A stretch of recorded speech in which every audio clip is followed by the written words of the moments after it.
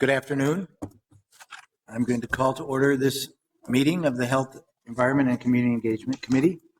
My name is Cam Gordon. I'm chair of the committee, and today we're joined by full complement of the committee: Alondra Cano, Elizabeth Glidden, Andrew Johnson, the vice chair, Lisa Bender, and Jacob Fry. Welcome, everybody. We have a number of interesting items on the agenda today, 8 items altogether. We have 5 of those are consent items, and we have a presentation and then 2 discussion items. I'm just in case people are here for the consent items, I think I'll go through those first so that we can answer any questions, and then we'll move into our first presentation. So the consent items include, from the city coordinator's office, authorizing submittal of an application for the U.S. Department of Energy's Cities Leading Through Energy Analysis and Planning Grant for $500,000. From the Health Department, we have an item accepting a bid of CuraScript Specialty Distribution in the amount of $100,000 to furnish and deliver medication device products for the Health Department.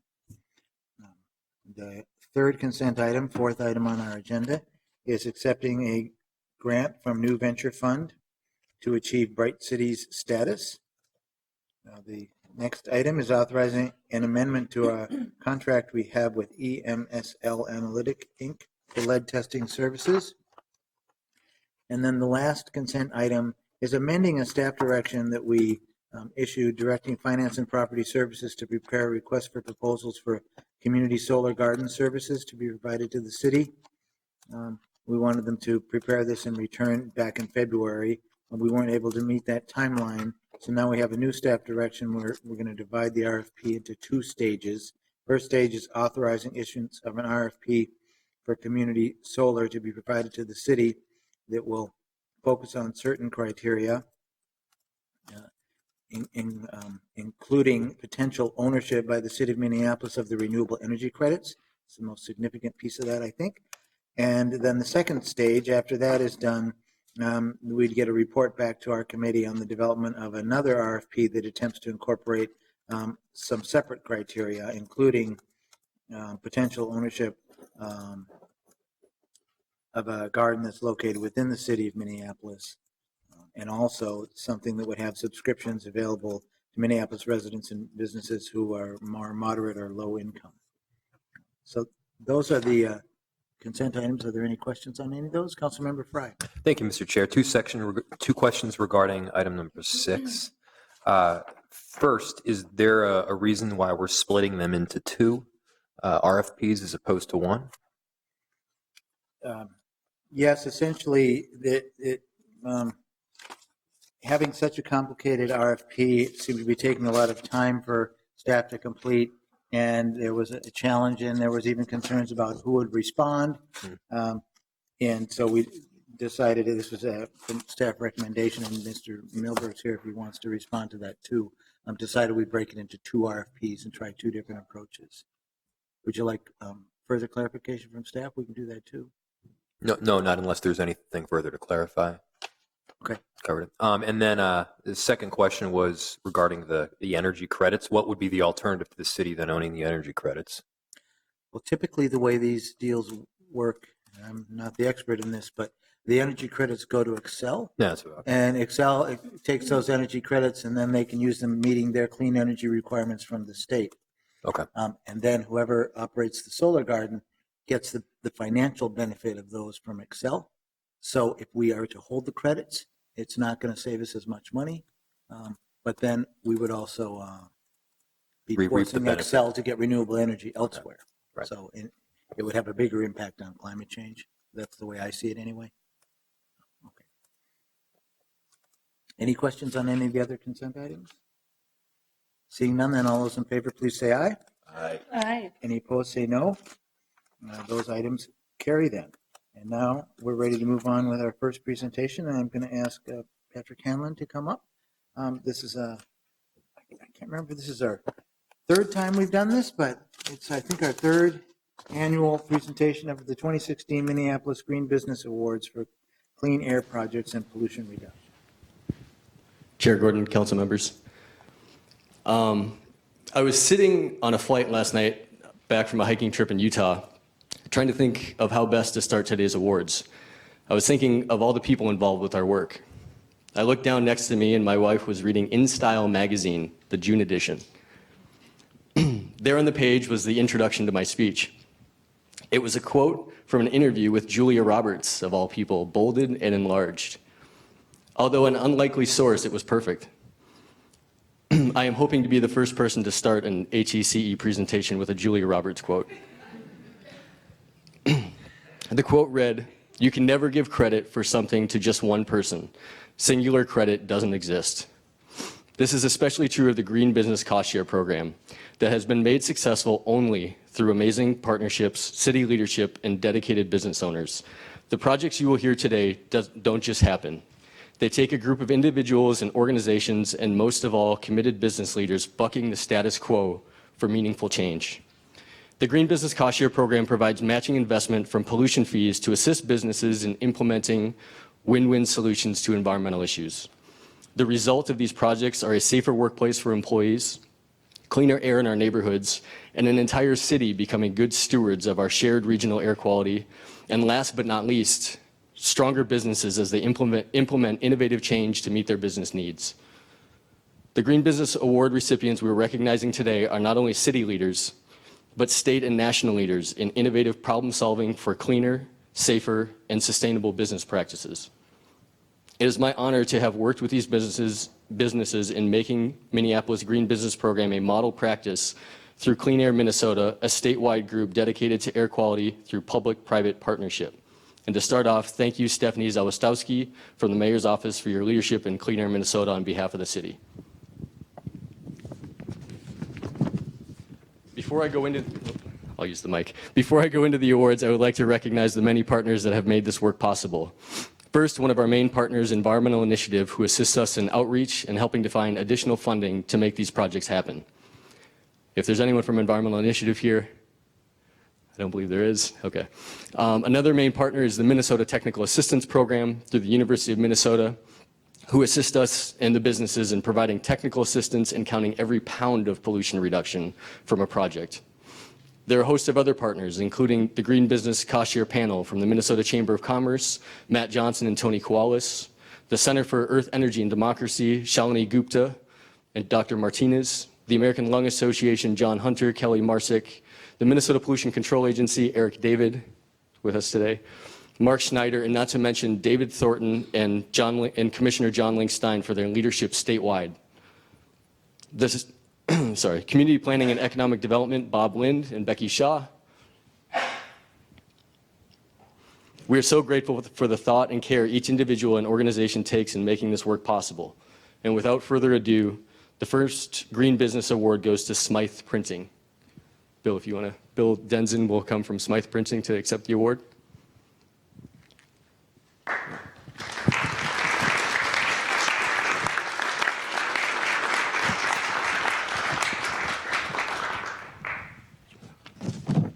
Dan can hold it while you talk.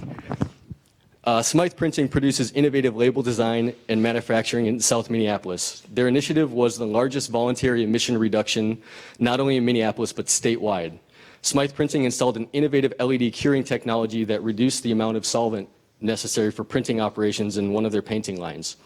The change is expected to reduce 14,000 pounds of VOC emissions annually. An amazing and industry-leading project. Thank you, Smythe Printing. Thank you.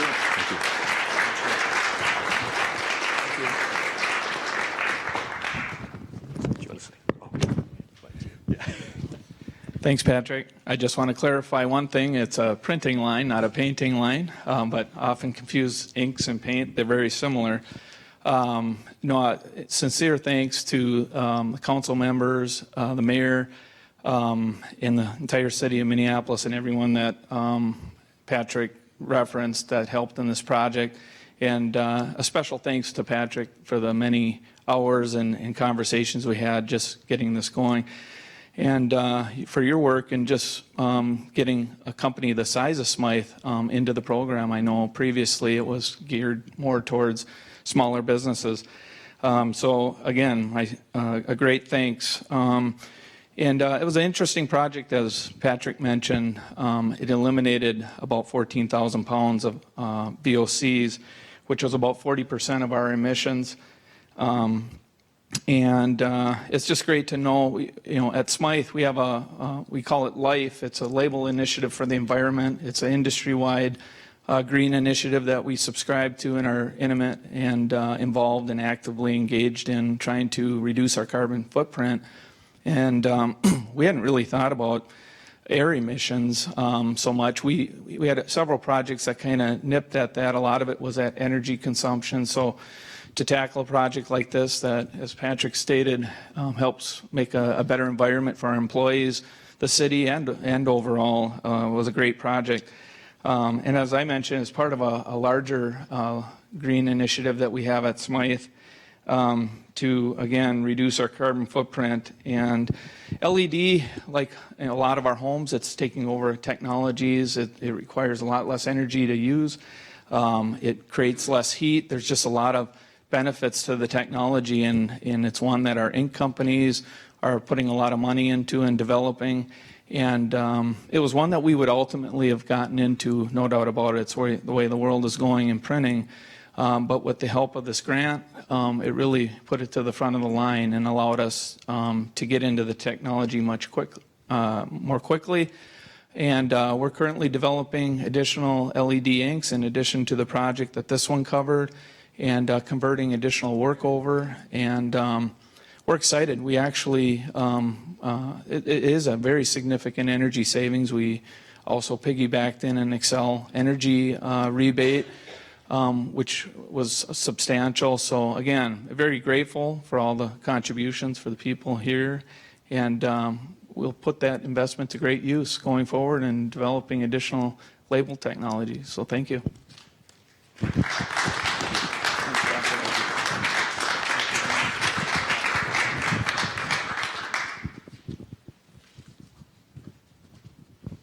The next award goes to Central Auto Body, located in a residential neighborhood in northeast Minneapolis. Central Auto Body was the first company to retrofit their paint booth to convert to waterborne paint.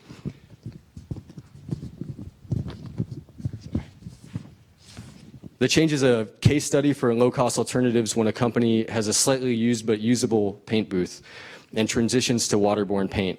The cleaner technology eliminates harmful pollutants both inside and outside the business, which means cleaner air for their neighbors. The retrofit also came with new personal protection equipment for employees.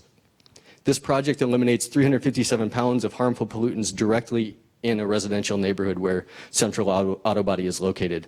Unfortunately, about an hour before the awards here, Rick Johnson from Central Auto Body called and said they have had I won't go into the details, but a crazy day over there, and so they weren't able to get someone over here. But we want to say thank you to Central Auto Body all the same.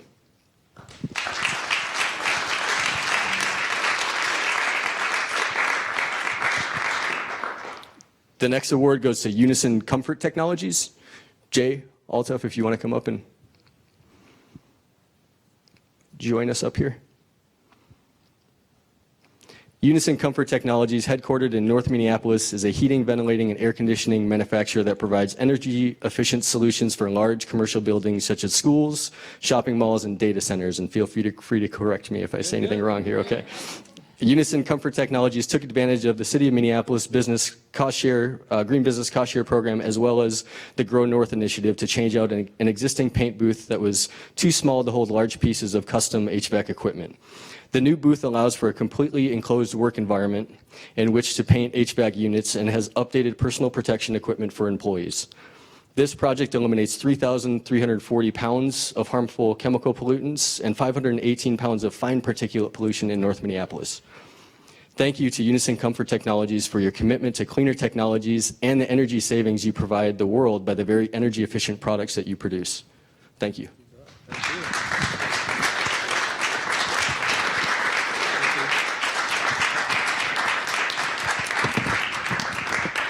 Well, let me also say thanks to Patrick for many, many hours helping us get through the process, and to everyone that you referenced earlier. I know that it takes a large number of bodies, people, to help us get there. A bit of pride, perhaps, on our part. We moved to the current facility we're in 10 years ago. in February, this last February, 10 years ago. We were a little less than $25 million in revenue at that time. This year we'll surpass $120 million in revenue, and the growth that went along with that. So part of the reason the paint booth, larger paint booth, was needed is due to that growth. Well over 300 employees now in the North Minneapolis area. Gene, our plant manager, and Lee, our industrial engineering leader, would comment, not only is it less issue from a green perspective, the quality of the products have gone up as well. So we get a little bit of a win-win there too. So again, thanks to everyone for the sharing that cost. It was a very significant project, as you know, and it helped a bunch keep us there. Thank you. Thank you.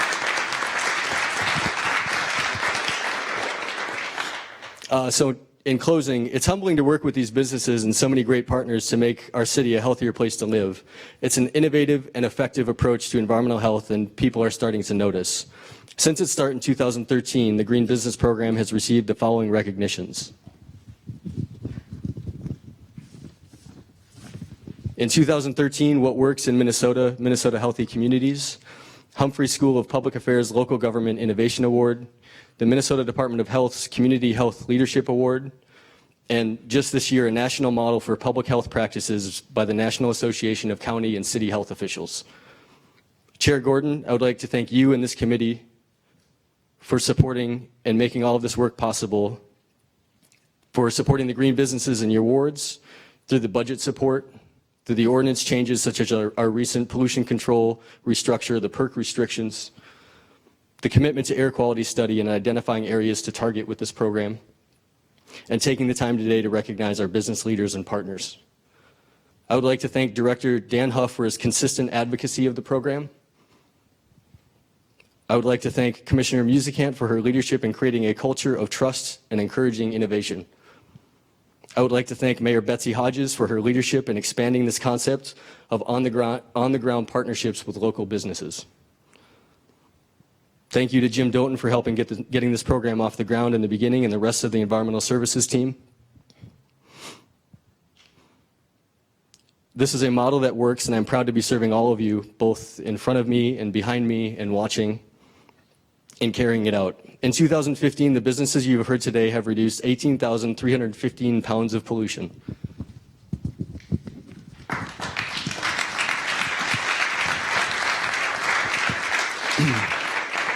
Bringing this young program's total to 12 tons of pollution from entering our air every year in Minneapolis. I know we need to savor this moment, but I am already looking forward to coming back here and to celebrate the 2016 successes. We have some great projects in store. Chair Gordon, council members, thank you again.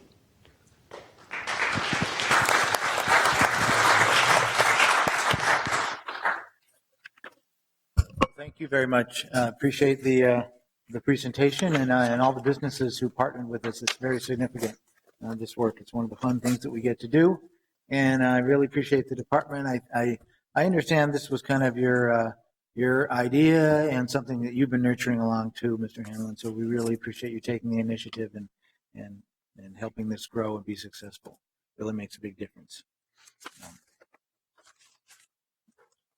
Now I suspect we're supposed to receive the presentation, so I'm going to move to receive this formally, as well as formally congratulate all the award winners. Any questions on that? Seeing none, then all those in favor, please say aye. Aye. Any opposed? Okay, that carries. Now we'll move on to our last two items. The next item is the receiving and filing of the Minneapolis Clean Energy Partnership first annual report. And I think we're going to hear from representatives from each of the key partners in making this report. So we'll have from the city. I was going to say Gail Prest, but I'm going to have Peter Ebnett. And maybe you can start us off and introduce other presenters as they come up. Sure. Welcome. Good afternoon, Chair Gordon, committee members. My name is Peter Ebnett, and I'm a management analyst in the city clerk's office, and I've been helping out in the sustainability office on the Clean Energy Partnership. We're here today to deliver the Clean Energy Partnership's 2015 annual report. As you know, the city of Minneapolis, Xcel Energy, and Centerpoint Energy formed the Clean Energy Partnership in January of 2015. It represents a first in the nation collaboration between a municipality and its electric and gas providers to achieve energy efficiency and renewable energy goals, which ultimately is to reduce greenhouse gas emissions by 80% by 2050. This report captures 2015, the partnership's efforts in developing the structure and the 2-year work plan, an overview of activities, and baseline metrics. I will give a brief overview of the history, operating structure of the partnership, and will also give an overview of the report. So as a little bit of background, early in 2014, the Energy Pathways study was completed, and this detailed the city's vision for a sustainable 21st century energy system.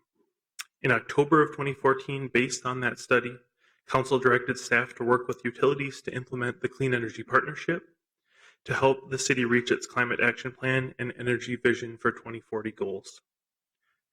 In January of 2015, the Minneapolis Clean Energy Partnership was launched, and again, the ultimate target of this was an 80% greenhouse gas reduction by 2050. The partnership functions primarily through its board, a community-based Energy Vision Advisory Committee, also known as EVAC, and a staff-level planning team.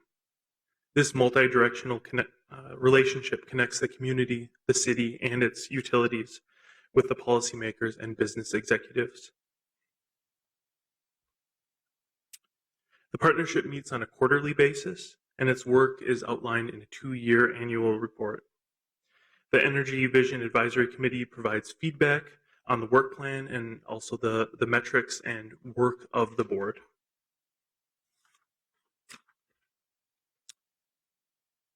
EVAC reviews and provides feedback on the Clean Energy Partnership's work plan, as well as performance reports, and receives feedback or gives feedback on the planning team's work. They serve as a critical communication link to share information about the Clean Energy Partnership, its decisions and activities with their respective communities. This slide is a list of our EVAC members who have been instrumental in the success of our first year. And I also want to recognize planning team members who are here today. If you could stand and be recognized.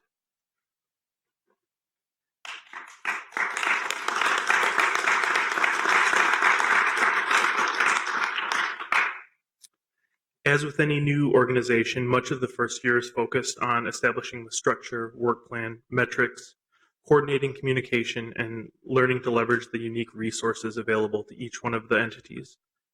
The report before you divides out our 8 agreed upon metrics, with raw data displayed at the top, starting on page 14, followed by a narrative analyzing that data. After almost all of the metrics, there are detailed census tract maps displaying the programs or participants located throughout the city. As far as we know, this is the most detailed information at the census tract level in the country. Additionally, the appendix includes equally detailed demographic data of our city's residents that starts on page 80. The combination of these data sets and maps enables us to look at the ways in which our varied communities are utilizing the energy efficiency programs and will assist us in future efforts to ensure that these programs are distributed equitably.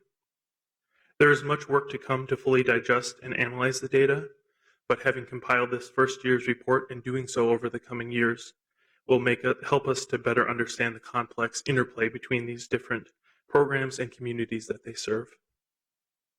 With that introduction, I'll turn the presentation over to Bridget Doctor of Xcel Energy, Al Swintek from Centerpoint Energy, and our Sustainability Director, Gail Prest, to walk you through the results of the annual report. Thank you very much. Good afternoon. I'm Gail Prest. I'm the Sustainability Director of the City of Minneapolis. And let's get to the report. This was a lot of fun. So the executive summary starts on page 5. If you want to turn to that, we're going to try and get you to look at the report. I would like to say that EVAC actually reviewed and gave recommendations on this report. We were able to incorporate a lot of them, and those that we couldn't, we're using them and keeping them for next year. It's important to remember that this is the baseline. So this took a lot of effort. It took months just to gather this data at a census tract level. And so from here on in, we're going to be doing much deeper dives on the information and starting to really think about how we can do a better job based on this information. But in terms of the executive summary, we do a job of talking about the history. We know that most people will be reading the executive summary, not the whole full report. I think to put it in perspective, in 2015, Excel touched 19,600 Minneapolis participants. They gave out $5.45 million in rebates, and there were 88,000 gigawatt hours in first-year savings. We've never been able to capture those kinds of numbers before, so that's just a starting point.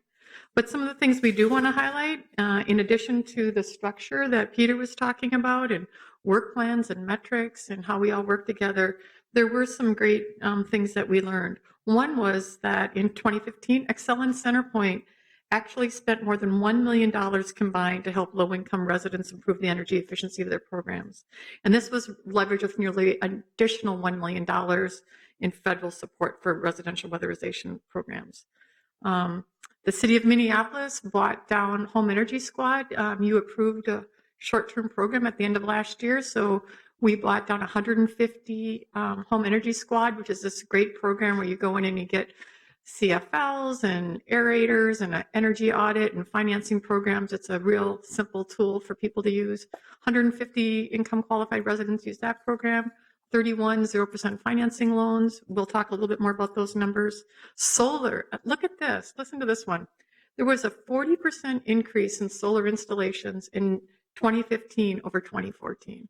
So in 2015, we did 92 solar installations in the city, compared with 56 in 2014. We're almost up to a megawatt of solar installation last year, and these are new solar installations. So that program is really building. When I first started working on solar in the city in 2008, it would be like under 20 a year. So in just a few short years, we're really building that program up. And I think we've really started to dig deep into looking at energy efficiency program innovations in single family and multifamily programs, and you'll be hearing more about that. So that's the executive summary. Here's, as Peter mentioned in the appendix, it's the metrics. As you know, in Minneapolis, we do everything by the numbers, trying to drive. So it's 8 metrics that EVAC and the board approved, and this is basically what sets up our annual report. So the first one I want to talk about are greenhouse gas emissions. So currently we have data, full data, only through 2014, and greenhouse gas emissions actually are at 7.5%. At one point in 2012, they were at 12%, but if you remember, and most of us don't, 2013 and 2014 was a really cold winter, and it really drove up natural gas usage and therefore the emissions. When we started looking at preliminary 2015 electricity and natural gas numbers, the numbers are down dramatically, but we still have to get information from the Airport Commission and MnDOT and things like that before we'll be able to come up with our 2015 numbers. I think the other thing that's really important to look at, in the last 8 years, we've had 3,000 new buildings and almost 27 million square feet of new buildings. So we don't track emissions per capita. We track overall our goal is, and so you can see it's pretty amazing based on the growth that we have here. I think the other thing that's really important to notice, and if you look, this is page 14, Excel Energy is actually, we've reduced our electricity greenhouse gas emissions 22%. That's primarily because they're cleaning up their, getting rid of a lot of their coal plants, and also it's energy efficiency programs.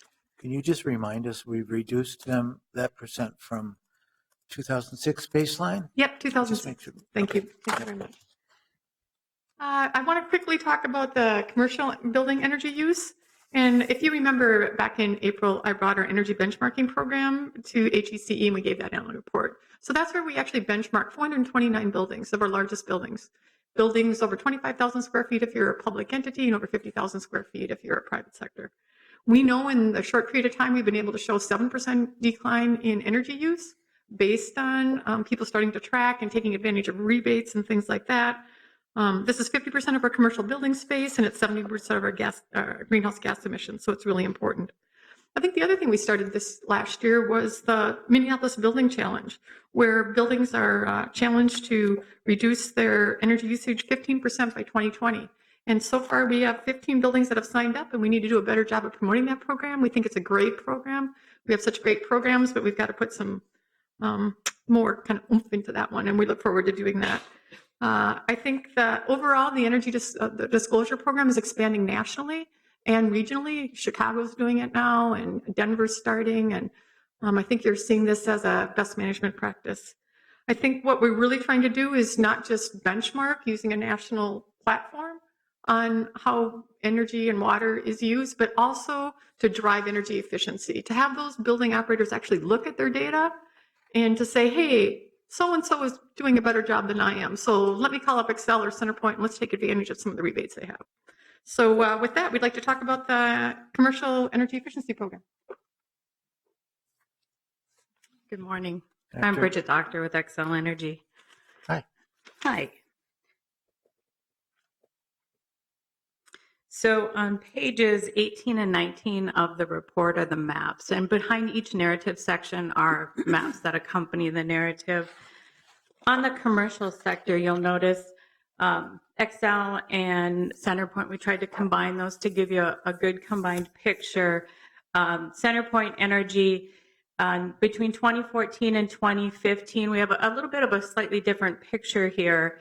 Centerpoint Energy, they got to more customers and did more rebates, but the energy savings actually decreased. So they had a little bit different clientele or a little bit different customer base that picked up. And on the Xcel Energy side, we actually, we did get to more customers, but we also got some bigger projects. And coming from Xcel, I did a little bit of digging to give you an idea of what types of programs and what types of projects actually brought those savings in. We have a commercial efficiency program that works for businesses for longer term projects in phases, and they get bonuses for completing those projects within those phases. And the types of projects that were completed were business lighting, lighting within parking ramps, data centers, building controls, and recommissioning. And this program really spreads through word of mouth to build our pipeline in things like hospitals, universities, and then business campuses. Our commercial lighting program really did well this year. We worked on a midstream lighting incentive. We called it a midstream lighting incentive, where we bought down the cost of LEDs to distributors, and then they decreased that cost to stores and installers. And then our energy design assistance program, which is the new construction within the city. And you'll see on page 17, the bottom of the page is a table that lists the energy design assistance that happened within the city. This is something that we're going to look at further in 2016 and 17 and beyond. We think there's a lot of potential with the utilities in the city working together to really tap into this at the right time, to make sure that we're working with architects and developers to get in early on. We had 24 buildings completed in 2015. Of those, Centerpoint Energy, there was a joint participant in 11. The remaining were NRG. So Centerpoint doesn't have the opportunity to participate in all of those. The next is metric 3. That's the residential building energy use. Within this metric, we track our overall residential energy use and specific programs such as Home Energy Squad, air sealing insulation, and low income. And we'll talk about those specifically a little bit later on here. We have the 2014 baseline and then 2015 numbers. Chair Gordon, we got those numbers for you from Friday's meeting, and happy to report that they did decrease. So just for my committee members and colleagues up here, you might want to write those in your report in front of you because they're not available in the printed version. But I really appreciate seeing them. Yes. Well, we will make sure we get them to you in hard copy. No. They're online. Yeah, I don't know that we have to reprint the whole report, but Okay. And so we can print out this PowerPoint because we have access to it. Great. Gas residential usage is typically tied to space and water heating, while electric is air conditioning and appliances. In 2015, Xcel Energy offered bonus rebates to its residential customers, such as point of sale lighting rebates, where you could go in and purchase lighting at stores you could get CFLs for $1, LEDs for $5, refrigerator recycling, a $50 bonus rebate, and then home energy squad copay discounts, such as Groupons. These were communicated through city council member newsletters, and then we started to learn about leveraging through joint social media avenues. And again, this is something that we will start to do a lot more in the coming years as well. CenterPoint Energy partnered with the city to promote its low-flow shower head and faucet aerator program through the city's utility bills. This was a very successful program. They ended up with a total of 1,517 requests, saving 11,612 decatherms, the equivalent of 103 cars removed from Minneapolis annually. This is a 10% uptake from what they normally get from this program, just from putting these in the city's utility bills. And then on the slide itself, I just wanted to give you a picture of total customer base. Gas, CenterPoint has 120,000 customers. Excel, we have 174,000 customers. And then to give you an average monthly energy use, 79 therms on the gas side. And then on the electric side, 469 kilowatt hours. Minneapolis is slightly less than the rest of Excel's service territory, probably for a couple of reasons. Your high rental population, you have a lot of apartments, smaller homes, and then high energy efficiency uptake in it. Minneapolis participates quite a bit. Metric 4, local and directly purchased renewable energy. Xcel Energy offers 3 renewable energy options in Minneapolis: wind source, community solar gardens, and rooftop solar. Wind source, Minneapolis customers have consistently made up approximately 20% of our total wind source subscriptions within Minnesota. And you'll see the number there. We currently have over 13,000 Minneapolis customers. That's cumulative from 2012 to 2015. Next year, we'll start tracking on an annual basis, but also keep that cumulative number. Community solar gardens, we had, as the program ramped up, there were none online in 2015. There is one adjacent, online and adjacent to Hennepin County right now that Minneapolis customers can sign up for in Ramsey County. And I believe, and 103 other gardens, not necessarily all, all adjacent to Minneapolis, but 103 other gardens that are in development and design right now. So we expect by the end of the year over 200 megawatts online, and by 2017 over 400 megawatts. And then rooftop solar, as Gail said, this program really increased between 2014 and 2015 with a 40% increase. And with that, I will pass it over to Al Swintek from CenterPoint Energy. Thank you. Good afternoon. Thank you, and good afternoon, Chairman Gordon and committee members. My name is Al Swintek. I'm with CenterPoint Energy. Our offices are located at 505 Nicollet Mall. This afternoon, I'm going to talk about metrics number 5 through 8 in the annual report. The first one being our home energy squad participation. That's a joint program with Xcel Energy and CenterPoint Energy. Last year in 2015, we had nearly 1,200 home energy squad visits, which is up significantly from 2014. Now, nearly 300 of those visits were in single metered multifamily projects, which maybe skews the numbers slightly, but even if you account for that, we're still up almost 24% 2015 compared to 2014, which is significant. That 1,200 home energy squad visits, by the way, equates to about 1% of our entire residential population in the city of Minneapolis. So far, well, if you go back to 2009, we're up to about 9% of all residential properties that have been that have had a home energy squad visit. Last year, we also launched a pilot project to encourage customers to move forward with ACI, which stands for air sealing insulation, attic sealing insulation, I think. What does it stand for? Air sealing insulation, thank you. So we launched this pilot project, and it was very successful. So the project does a couple things.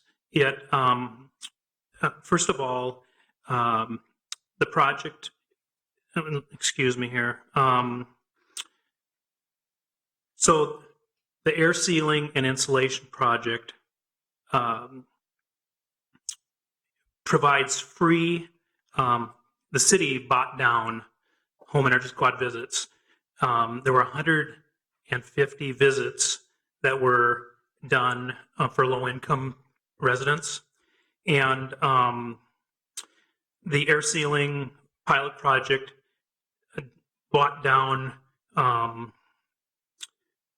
there were a significant amount of loans that were also made available to people through this air sealing and insulation project. So in 2015, there were 47 loans that were made, and in 2014, only 11. So we thought that was pretty significant. I'm going to switch to the next slide, which is the low-income participation. Now, both utilities, XL and CenterPoint, offer a number of low-income projects or programs that are available to low-income residents. And the programs provide services including appliance replacement, weatherization, lighting upgrades, heating system tune-ups, safety checks. So lots of different programs available for low income folks, both in the 1 to 4 unit apartment projects and also renters and owner occupied properties. So a lot of projects available. If you look at, I think Bridget had mentioned earlier that the low-income programs we had in combination, both XL and CenterPoint, almost $1 million worth of CEP programs that were available to low-income customers. And then when you leverage that with the federal programs, it's up to $2 million. And that doesn't even count for other programs like low-income heating assistance, LIHEAP dollars, which is over another $2 million available to help people pay their energy bills, again, in Minneapolis. So very, very active program helping a lot of income qualified folks. Those would be people that are 200% and 200% or below the federal poverty level. Also, there's a map in your packet. This is around page 28, 29, that shows the distribution of where those programs were made available. And it appears to us that the distribution kind of makes sense in terms of the people that are taking advantage of these low-income programs are also the areas of the community that appear through demographic information to be the lowest income areas. So we would expect that would be the case, but it wouldn't necessarily have to be. So I think we feel pretty good about that. The next part of this the metric 7. Okay, now this is the air sealing and insulation portion of the metrics. So making sure, obviously, that homes are well insulated and sealed up is extremely important for anyone, but particularly in communities where maybe the housing stock is a little older. And so in Minneapolis, I guess it would be maybe particularly important. So we have rebate programs for residential weatherization work And in 2015, this was the first full year that the program was implemented under its current structure. I mentioned that the city has brought down the cost of these home energy squad visits. What this program is, it's a pilot program. What this pilot program is it's to, when you have a home energy squad visit, there's also it's some advanced engagement activities. So the people that are doing the home energy squad then can actually talk about what the opportunities are available to homeowners should they decide to do some air sealing and insulation and a more active engagement in terms of energy efficiency.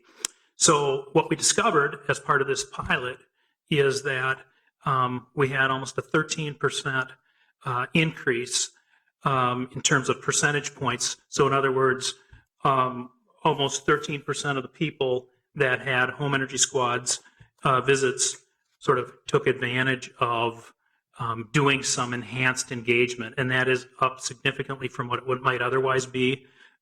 When you do the analysis and do the math, what you discover is that out of the 335 folks who moved forward with these upgrades, we're estimating that probably around 80 or 81 of them might not have moved forward if not for this residential engagement pilot. So we're very pleased about that. It appears as though the amount of the incremental cost to do the engagement project is such that it, I mean, it's been effective, but it's also cost effective, which is very significant. So we'll look to, this was the pilot in Minneapolis, but to expand it beyond Minneapolis now as we go forward. So very, very good. And then the last thing I wanted to mention in metric 8 is the multifamily program. And this is always one of the most challenging segments to encourage energy conservation in. So we developed a project, a program where, in conjunction with Xcel Energy, it's essentially a like home energy squad for multifamily. And so auditor will come in and they'll do an energy audit on this multifamily project, the property, and at no cost. And there would be some immediate upgrades that can be made, like lighting and aerators and things like that. But then in addition to that, there is a tiered system where if the owner of that building decides to do energy upgrades, there are rebates associated with that based on the percentage of cost savings that is calculated that will happen. And the top tier of that is all the way up to 40% equipment rebates on the energy upgrades that a building owner would make. And if it happens to be a low, a qualified affordable housing project, the rebates literally double. So for an affordable housing project that takes advantage of these rebates based on the cost savings, they could literally get 80% rebate on the equipment upgrades that they're making. So that's my report. Thank you very much. Thank you very much. Chair, council members, just want to wrap it up quickly for you. So when the Clean Energy Partnership was formed, the council spent a lot of time saying that they wanted this to be meaningful. They wanted us to be something that they could measure success with. They wanted to really show that what we were doing was successful. So that's why you're seeing all the metrics and you're geeking out, is we're starting to establish a baseline. We're trying innovations. You heard Al talk about a pilot program that was only for Minneapolis residents that's now spreading. You heard Bridget talk about using our utility bill inserts in your newsletters to ramp up programs. You're seeing changes in uptake between 2014 and 2015. I think also this first year, it's really important to understand that culturally, the three different organizations working together at a staff level, at the board level, getting to know each other, getting to understand the programs and even the words that we use and what they mean. It's taken a lot of cultural work on it, and I think we're just starting to really dive deeper into these findings that you're seeing here. If you look, some of these maps between Centerpoint and Excel for some of the similar programs are really different. EVAC and the board, we're both asking about that. We need to spend more time on that. We need to look at, based on these maps, specific areas which we can do engagement. Who should be working, taking advantage of these programs, who's not, when we're overlaying with multifamily, with low income, et cetera.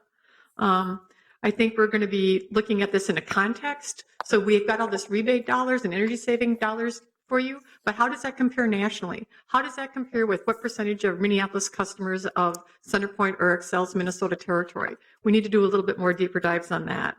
And then I think finally we're going to be revising our work plan for 2017, 2018. This will help inform that. And I think it's also important that we start to seek out different funding opportunities. On the consent agenda was a DOE grant for $500,000. Basically, it would be taking this data, diving deeper into it, and then trying to do targeted community engagement. So that's what we want to do, is we want to look at this data to actually drive change in the city. First year, you can't do that, but we will be moving forward in that direction. I do want to wrap up by saying we're starting to receive some national recognition, speaking all over the country, but also the American Council for Energy Efficiency Economy rated Minneapolis number 7 of, I think, 50 major cities in the U.S. And one of the things was we were most improved. The White House recognized the city of Minneapolis as one of only 16 climate action champions, citing the partnership as something unique and innovative that they really want to see others look at as well. So thank you very much for your time and for geeking out with us. And we look forward to coming back next year with really talking about some of the other improvements that we've done. Wonderful. Does anybody have any questions, any committee members? I guess I have one question. It seems like one of the biggest things we're trying to do is actually reduce greenhouse gas emissions, and you talked about the challenge of getting numbers for last year this early. And do we know when we're going to be able to have those to compare to 2014? And yeah, usually it's the Airport Commission that's the final one. And last year we didn't get those until I think December or January, but I think they were optimistic that they could get those to us earlier this year. So as soon as we get them, we'll make sure you get them. well, then when I was looking at all the metrics, it looked like every single one of them we made progress on. Is there any area where we, of course, a lot, we're just developing the metrics so we can't compare it to anything, or it's a few of them? Yeah, 2 years is not a trend make, but we're looking forward to reporting back and trying to see this better. But there really wasn't anything moving in the wrong direction so far. It doesn't appear. We want to spend some more time, but that doesn't appear. Very good. Well, I appreciate all the work that you put into this, and the rest of the staff and all the partners. I think that sometimes the staff group is the unsung heroes of all of this, and I know that they do enormous work, and I appreciate that and appreciate you being here today. Seeing no other comments, then I will move to receive and file the report. All those in favor say aye. Aye. Any opposed? That motion carries then. Now we're ready for our last item on the agenda, and this has to do with Minnesota Pollution Control Agency's proposed action regarding Northern Metals Recycling Facility. And Mr. Dan Huff is going to give us a report. And the proposed action here is to direct staff to submit written comments supporting the MPCA's notice of intent to revoke and not reissue the air quality permit for Northern Metals Recycling. Good afternoon. Good afternoon, Mr. Chair and council members. My name is Daniel Huff. I am the Director of Environmental Health with the city's Health Department. I am joined today by McGeen Keynes. McGeen is one of our senior public health researchers, epidemiologist. I'm also joined by our environmental engineer, Tom Frame, and our supervisor of environmental inspections, Jim Doughton, whose team has been involved with this, as well as Patrick Hanlon, our manager of environmental services.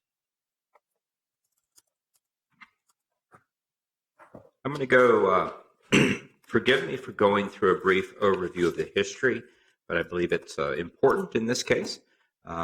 Northern Metals is a facility that operates on 2800 Pacific Street in North Minneapolis in the Hawthorne neighborhood. It began operating in June of 2009.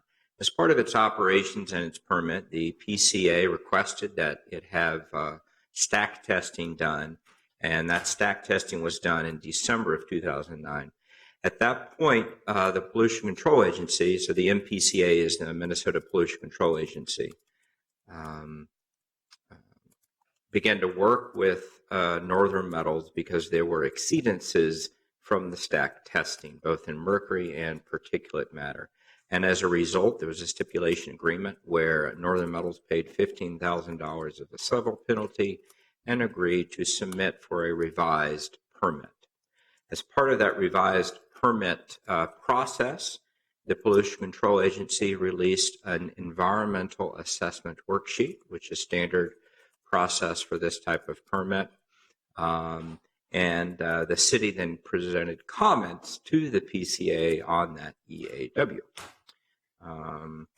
Because of issues with that EAW, or Environmental Assessment Worksheet, the Pollution Control Agency revised it, reissued it. There were some legal court wranglings between Northern Metals and PCA at the time. We submitted comments again. Then the PCA moved, accepted the EAW, and issued the permit. We had submitted comments during that process 3 different times. So that was in 2012 that Northern Metals received its revised permit allowing for increased emissions. And in January of 2013, the Pollution Control Agency installed a monitor up on Lowry Avenue near Northern Metals. The monitor then moved in 2014, and the PCA added new monitoring equipment to it to look for total suspended particles, metals, and volatile organic compounds. Within a month of installing that monitor, the PCA began to see exceedances in total suspended particles, TSP.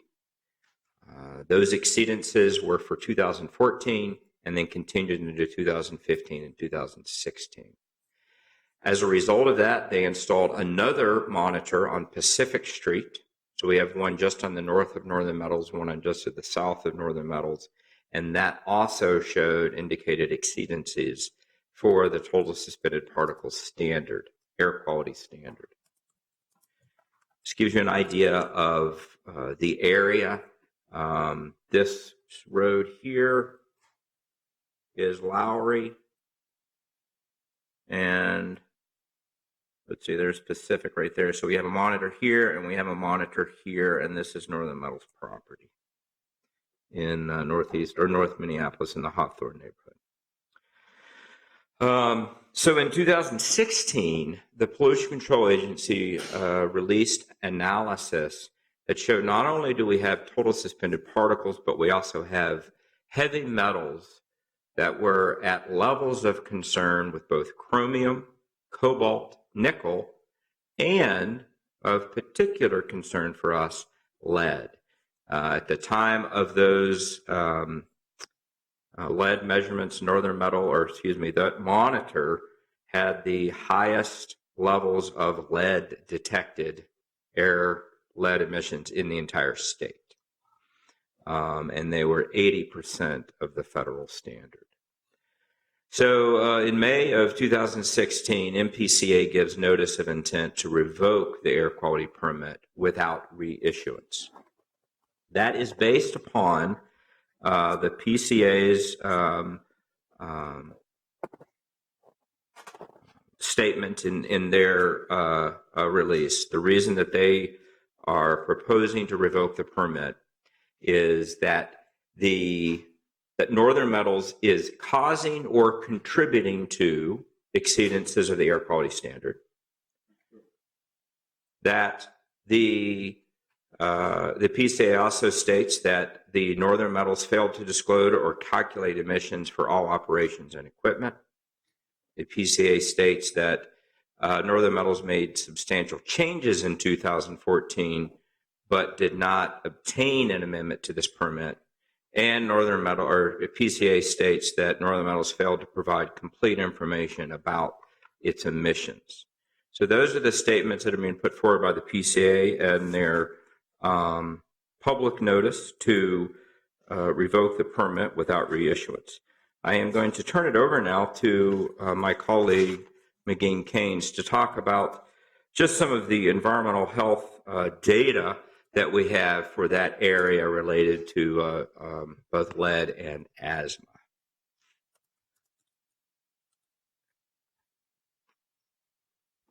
Welcome. Thank you, Mr. Chair. Committee members, I am Megan Keynes, Senior Public Health Researcher, Epidemiologist with the Health Department. The elevated blood lead levels in Hawthorne are the highest in the city. Blood testing is targeted and not random, so our numbers should not be seen as a prevalence, but it does help us to describe inequities in lead levels across Minneapolis.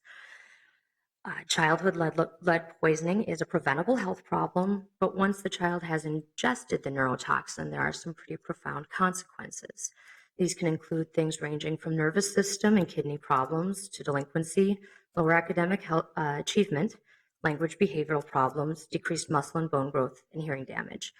And because of the relationship between lead exposure and inhibition of impulsive behavior, lead exposure has also been linked recently to criminal activity, unintended pregnancies, and of course, high lead levels can be fatal. The highest rate of asthma hospitalizations in Minnesota does occur in 55411. Again, our estimate is helpful to describe the inequities across the state and the county and the city. Providers are not required to report asthma to the health department by statute like they are some other diseases. So this shouldn't be interpreted as how many children have asthma, but a way to say there's much more asthma in this zip code than there are in other areas. Asthma, just as a general reminder, has two different types of triggers. An inflammation trigger is an immune system response. It involves histamines and special kinds of white blood cells. And those are things that we would typically refer to as allergens, household dust, mold, cockroaches, animal dander. The other thing that can cause an asthma attack is an irritant trigger, and that treats the body similar to a burn where there is damage to the surface cell and swelling beneath the surface cells. And irritant triggers can include things like exercise, cigarette smoke, cold air, and air pollutants. People who are sensitive to inflammatory triggers are more likely to have a heightened response to irritant triggers afterwards. So as McGean indicated, we do have specific concerns, especially within the Hawthorne neighborhood. Now, we do not know that these exceedances that the Pollution Control Agency has monitored are correlated or causal of these health issues. In fact, these health issues are complex. There are a lot of causes for it. But what we do know is that this area is already a burdened population with many environmental health issues. And that is a primary concern for us in the health department and for the city. Thank you. Thank you. Appreciate you being here. I also want to recognize that Councilmember Yang is here, and you're welcome to join us up here if you have any questions or anything like that as well, or if you want to make any statements right, for us. But glad you're here listening to this. I'm just a little bit curious about if you can explain a little bit of the operations about how these particulates might be getting into the air. I know that people know Northern Metals is a metal recycling facility.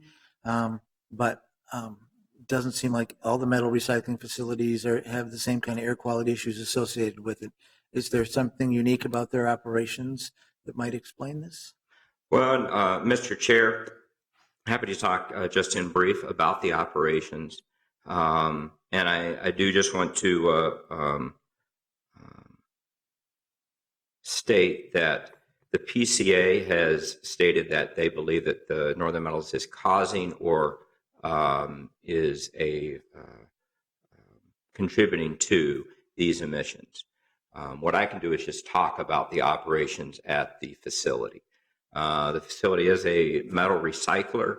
They have a metal shredder, which takes large pieces of metal, whether they be car parts or other, shreds that up into small pieces, use a magnet to extract the iron, and then the other pieces or the other kind of fluff of metal is also separated out. So whenever you have, pieces of metal that are shredded up, you can have those emitted into the air. And so there's paint on this metal before it's shredded and all of those things, and lead is in the paint, or is it in the metal itself? Do we know? Mr. Chair, there's always lead in electrical switches and solder. As to where the source of this particular lead that was monitored by the PCA, I don't know. Okay. I appreciate that. Councilmember Glidden has a question. Thanks, Mr. Chair. I just wanted to make sure I was understanding a little bit more about kind of what is the remaining process and procedure from here on in. And I will note, I thank you for the presentation, which reminds us of when and how the city of Minneapolis has been part of the public part of the process in the past. So we have a history of engaging on items like this, and in this in particular. So, yep, go ahead. If you know what's the process from here. So you're asking us to authorize you to submit comments, but what is sort of the rest of the process from here? Mr. Chair, Council Vice President Glidden, a few things are happening simultaneously from the Pollution Control Agency. On Thursday in Ramsey County District Court, the PCA has requested that the court order an injunction against Northern Metals ceasing operations until the permit revocation issue is resolved. Today's staff direction is for us to prepare and submit comments on the public notice by the PCA that they are moving forward to revoke the permit without reissuance. Those comments are due June 20th. We will submit those comments, and then the process will continue forward. There may be a contested case hearing. If that is the case, then it takes sort of a different path between PCA and Northern Metals. Thank you very much. So maybe I don't know if the city attorney can help us understand maybe the timing of the contested case hearing. What does that involve? Mr. Chair, members of the committee, I am unfamiliar with the exact legal maneuvering going on, but usually when a party files for injunctive relief of some sort, it happens on the court at least gives an initial look at that matter on a fairly expedited basis. I would imagine, without having read any of the documents that the PCA or Northern Metals have filed in district court, I would imagine there's a request for some sort of expedited look at that. But again, I haven't seen anything specific, Mr. Chair. Okay, I appreciate that. And will we have somebody there on the 9th for the hearing from the city? Mr. Chair, yes, so the court proceeding on the 9th obviously is not a public comment process. It is just a legal hearing, but city staff will be represented or will be in the audience, yes. And partly I ask because I'm sure maybe we can find out from other ways, but I think we'll be very interested to learn what they say about that. There's also lots of information that's been provided for us online with the agenda about the, you can even look at the documents that the PCA has filed and their notice about comments. And anybody from the public can make comments all the way up until June 20th. So there's an opportunity for other people to get involved and weigh in on this issue. And just looking at the timeline and what's gone on, it looks like this is an issue that keeps raising itself, and people are trying to deal with this business. So I think it's fully appropriate that we should send in our comments. I actually think that, and I'm going to look into this a little bit further, but I think part of the conditional use permit that the city has issued in order for them to operate requires them to be in compliance with their air permit from the MPCA. So this is brushing right up against I guess, the city's approval of it as well. So, yes. I know this isn't a public meeting, and I'm not trying to budge in here. I'm counsel for Northern Metals, and the one thing that one of my partners. Well, why don't you introduce yourself with your name, and we'll give you a couple minutes. Then. Okay, okay. It's Jack Perry. I'm sorry, I'll do it in the microphone. It's Jack Perry with the Briggs & Morgan Law Firm, and I would have asked earlier, but I didn't know about this proceeding until it was on the news last night, and I apologize for not knowing ahead of time. The reason I was shaking my head during the presentation is that it's one of the things that's frustrating in this is that people are talking about what's going on and no one is accurate about it. The PCA is not going forward to try to revoke this permit because of any environmental issue, period. Their revocation notice is under Minnesota Rule 7007.1700 subpart 1B. Subpart 1B is solely about the representations that were made during a 3-year permitting process. And the accusation is that the state's largest air consulting firm, Bar Engineering, who I assume the city has used at different points, the state's second largest law firm, Fager and Benson, the world's second largest metal recycling company, lied to the MPCA about what they were doing, which is really hard to do when the facility is up and operating. But that's the allegation. Since that allegation was made on May 20th, and the reason I wanted to speak was on May 26th, we filed 116 pages of just affidavits going through the permitting process, explaining that if NPCA had read their initial permits in the 1990s, they would have realized the allegation they're making is false. The allegation is that we changed the operations and that from what is enclosing the admissions, from the equipment to the building, they are alleging that we permitted the facility with the building being the fugitive emission control containment. The problem that they have, and the reason they have now retracted that, though they haven't told their staff, is that in the 1990s, they didn't have a building around the equipment. There was no building. So there couldn't be a building to contain the air emissions. And in the 2010 to 2012 amended permitting process, the MPCA's own documents, at least a dozen times, if not more, explained that this thing was permitted as a, quote, outdoor facility. No containment. The containment came because of this body.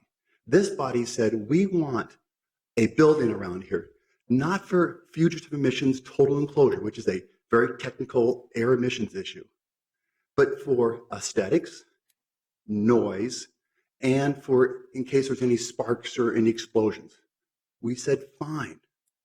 And the only two people in the entire universe who were part of the initial permitting process and the amended permitting process 5 years ago, Rocky Rockenstein from Fager Law Firm and Mike Hansel from the Bar Consulting Firm. Mike Hansel was the head of the air division for the MPCA. Rocky Rockenstein is now retired, but was one of the most well-regarded people in the entire state of Minnesota in getting permits through, particularly air permits. These people didn't lie to the MPCA. The MPCA has falsely accused people based upon looking at the 2010-12 misinterpreting the amended permitting process and not looking at the old. I'm not asking you to believe me now, but what I'm asking for is I want an opportunity between now and whenever you submit comments to understand that there is no environmental allegation for this revocation. Nothing. That's under subpart 1C. They do not make a finding because they can't make the finding. They can make a lot of noise, but they cannot make a finding as is required to revoke a permit because of environmental issues. They want to distract your attention and get you excited about environmental issues when they can't under the science. If they could, they would, believe me. All they're saying is Bar lied, Fager lied, and EMR, the second largest metal recycling in the world, those entities lied to the state agency, even though the facility was up and operating and went through incredible review, including review by the same court that's reviewing them on Thursday. Sole request is you folks, please, please, please look at this stuff. We have a company that has the the most stringent air restrictions in the entire world. There is no other shredder in the world that has a building around it. We've offered to make the building into a total enclosure. That's what you want. We're spending $500,000 right now to put some air improvements on the recycling component, the secondary recycling component of it. These people are environmentalists. They'll do whatever. It's not a matter of being a problem neighbor. The MPCA has misread the permits, and they're upset because we beat them in 2012, and they had to issue this permit, and they're being children. You folks cannot fall for the trap. Someone has to look at what is actually being alleged and what the support is for it. We will meet anytime, anywhere with whoever wants to from the city. We met, the reason I was late coming in here, we were meeting with Representative Keith Ellison, who, guess what, has a number of constituents in this area who are concerned about that. Keith Ellison was very impressed with our operations and also applauded us because one of the things that we did proactively and what we are pursuing proactively, despite all this nonsense, is a plan where the company spends an extra $15 million of its own money to relocate this facility out to Sherburne County. City of Becker wants it, Sherburne County wants it. And what does the MPCA do, folks? And this to give you an idea of what's going on here so you have your eyes wide open here. They went to the press, the St. Cloud Times, over the weekend. And they told them, oh, be careful of this entity. They've lied in the permits. No, we didn't lie. That's defamatory. And they said, we are going to, they said it in the press, which is, I mean, Councilman Fry is going to go crazy on this. In the press, they said, we are going to treat Northern Metal's application to relocate, which it's a net good for everybody. We're going to treat them differently than we did Crow Wing Recycling and their shredder application 3 years ago. Because you asked the question, Councilman Gordon, how are the emissions here different than other like facilities? Our emissions limits, because we are here, located here, are 1/16 of the emissions levels as it relates to PM. 1/16 of what Crow Wing County has in Crow Wing County. Why? Same exact operation. It's because of the location. So this is not a facility that is poorly operated. To the contrary, there is no environmental initiative that we could do that isn't being done or being worked on right now. We hired a consultant from out east at the request of the MPCA to identify, let's look at this facility, identify anything and everything we could do to the facility. I said, I don't know what you would do different. We have solicited everything possible to try to be a good steward. And for that, the only ask that I have of this committee and of you individuals and other council members is to show us the respect that we have earned, I believe. Let us have an opportunity to explain our side, because these facts don't support it.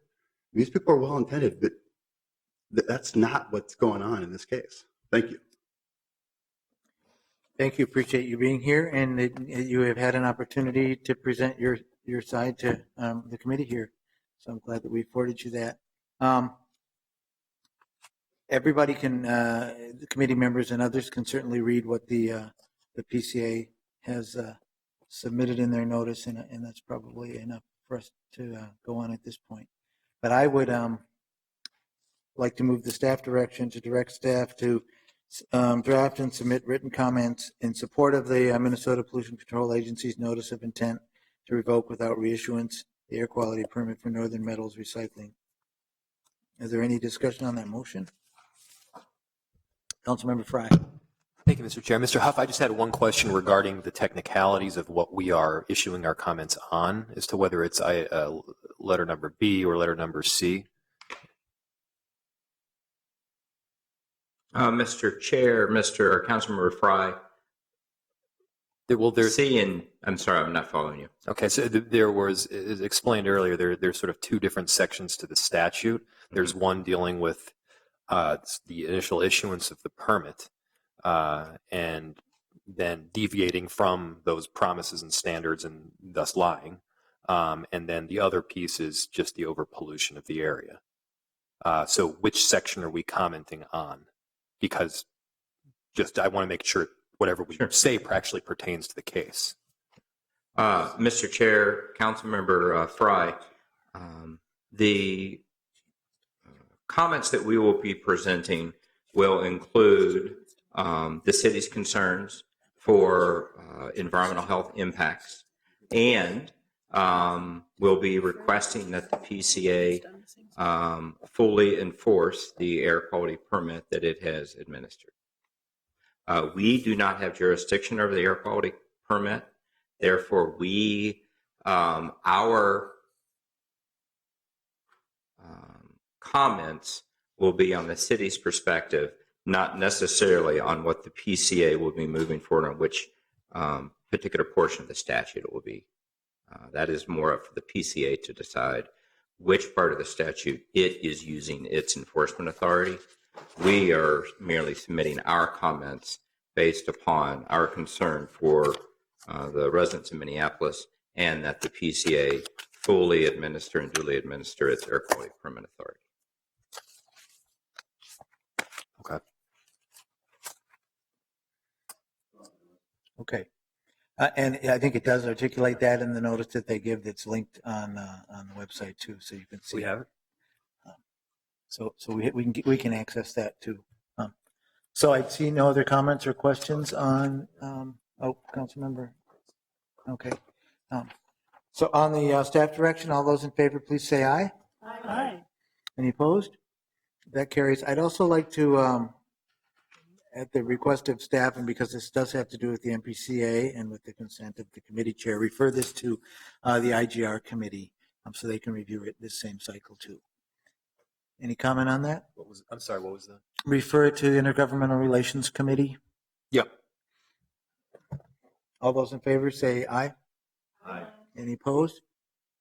Okay, so that is, motion carries too, and it will be referred to the IGR committee. And I think we have dispensed with all our business today, so this meeting is adjourned. Thank you very much.